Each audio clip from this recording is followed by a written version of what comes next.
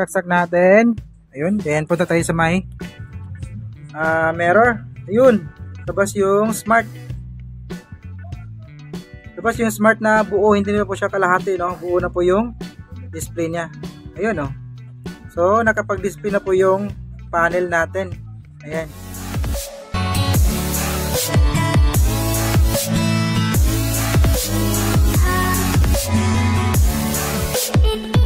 Magandang araw po din lahat mga ka-Tekno. Welcome back sa ating channel. So, meron tayong gagawin ng isang Samsung 40 inches at ito 43. Tingnan nga natin dito ito yung kanyang model. So dito yung model niya kasi hindi makita. Sa 43 pala, UA43 TU7000GX XP.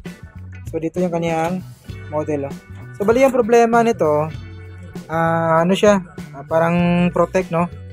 Lalabas yung kanyang tunog na start up. And then bubukas yung backlight pero magdidim lang po siya, then patay yung backlight, then mag-on siya ulit, tutunog yung startup sounds, then lalabas yung backlight, then patay ulit, wala po siyang picture. So ito po yung kanyang problema. Saksak natin, ayan, saksak.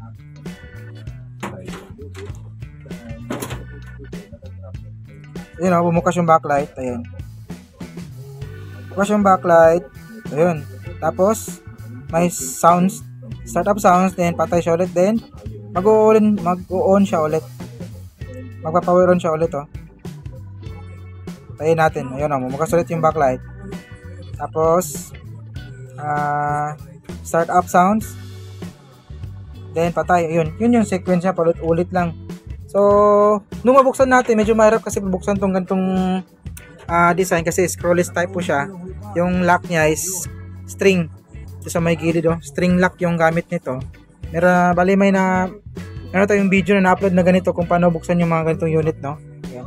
So ito na po yung kanyang cover, and then yung bumungad sa atin, parang nagalaw na po yung unit na to. Parang nagalaw na siya kasi tingnan mo dito. Ayan, kunin natin yung flash. Ayun, oh, may kabkab na dito sa bandang right side natin. Ayan, oh. Ayan. So, iwan ko lang kung technician ba yung gumawa nito or yung kanya or yung customer natin mismo, no? Ayan. So, ito yung bumungad sa atin.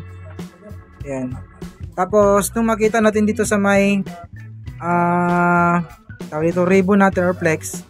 Ayan, oh, ito po yung bumungad sa atin. Meron na pong tape na nakalagay dito. Ayan, oh, meron na pong tape. Bali, tinip method to. Pero sa tingin ko parang hindi tama yung pag-tip method nito. Ayan. Kasi mga ganitong unit, pwede mo naman siya i-isolate. Ayan.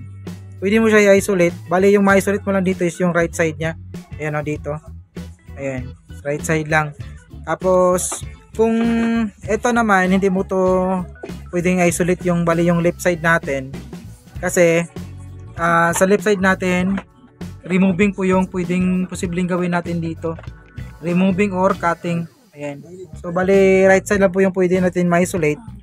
And dito sa may left side natin is removing or cutting. Ayan, kasi dito galing yung mula sa may mainboard natin, dadaan siya ng LVDS cable. Ayan. Pasok dito sa may left side. Then, nakaseparate po yung left side back natin gamit yung ribbon na to. Ayan. So, gagawin natin ngayon, isolate muna natin yung kabilang side.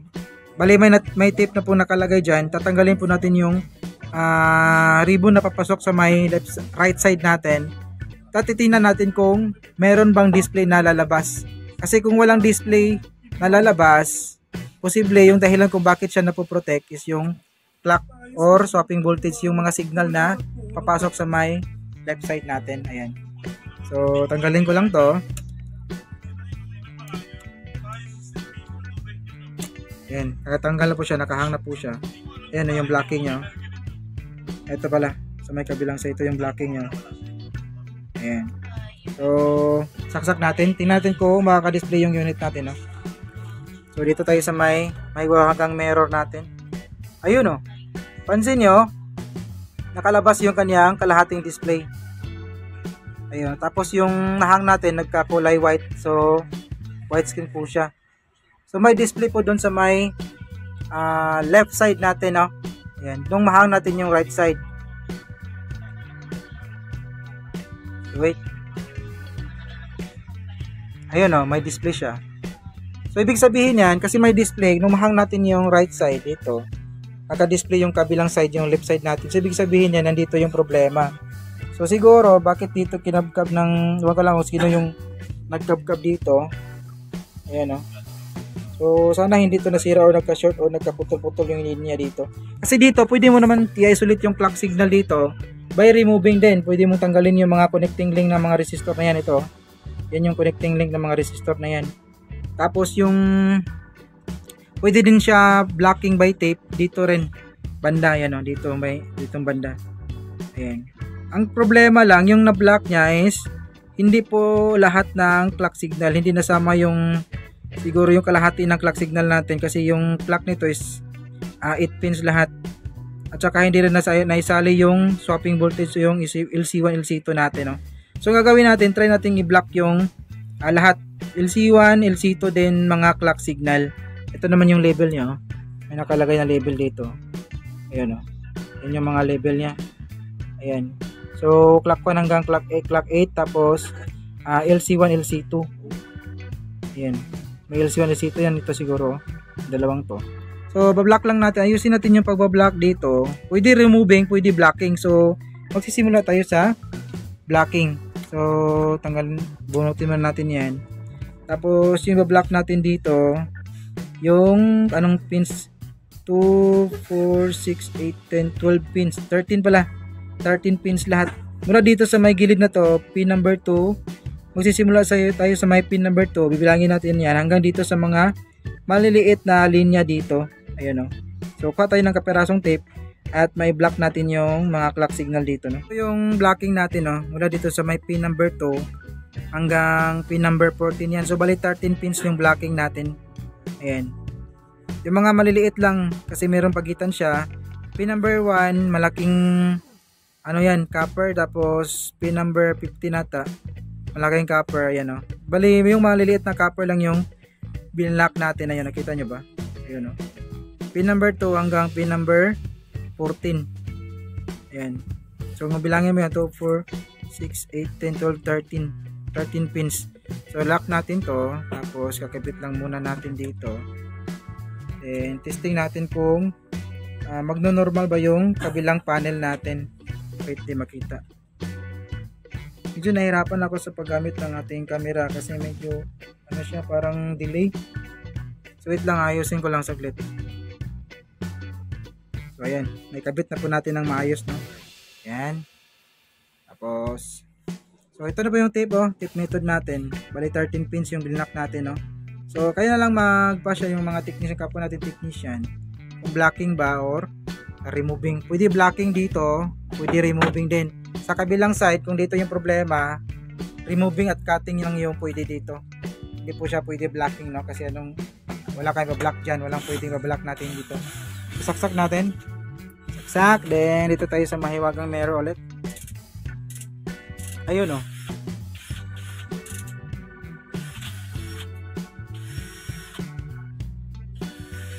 Ayun, oh.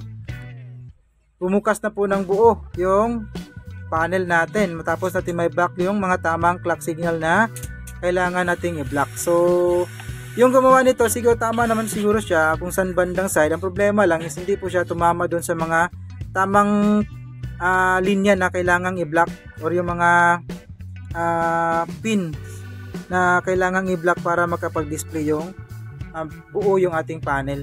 Ayan, oh. So pindutin nga natin dito. Ano ito? Walang source, So punta tayo sa may home. Menu or home. Hindi nagkasya. Ayan. Ayan. Ayan, no? So bumuo na po yung panel natin. Naging buo na po yung kanyang display. Dahil tama yung mga linyang binlock natin. Ayan. So pag ganito, pag home service, huwag nyong gagawin yung tape method kung nakatingin yung mayari. Dito, removing. Same lang naman yan. Tanggalin mo lang yung mga connecting resistor dito. Yung 2, 4, 6, 8, 10. Yan, 10 resistor na yan. clock 1 hanggang clock 8 at saka swapping voltage LC1, LC2, pwede na yan. So dito may nadali tayo dyan. So kasama ng yun yung mga BSS at tawag doon. Yung ibang linya, yung ST1 at saka BSS1 natin. Ayan. So, balikan natin. Ayun. Buo pa rin yung display natin, no? Ayan. So, dito lang yung video natin mga paps, no? Sana kahit paano may nakuha kayong ideas yung ginawa ngayon. May God be with us always, and this is your service, Ryan Crosetech.